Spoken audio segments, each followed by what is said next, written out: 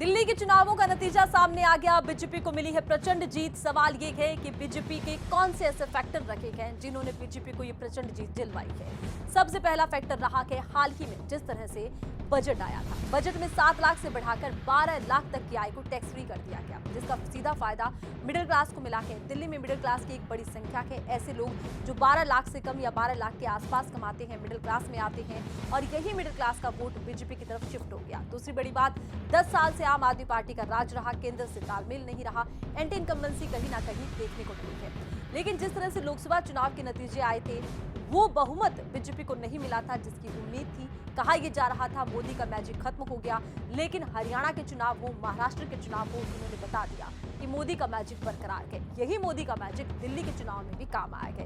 ये 3 फैक्टर तो जरूर नजर आते हैं और भी कई फैक्टर हैं जो विश्लेषण के बाद सामने आएंगे। बीजेपी की प्रचंड जीत हुई है। इस प्रचंड जीत के बाद आम आदमी पार्टी ने अपनी हार को स्वीकार कर लिया, लेकिन कहा कि बीजेपी से उनकी जंग जारी रहेगी। वहीं पीएम मोदी ने संबोधित किया तो आम आदमी पार्टी को निशाने पर लेने के साथ ही अपनी सरकार की उपलब्धियां गिनवाते भी नजर आए।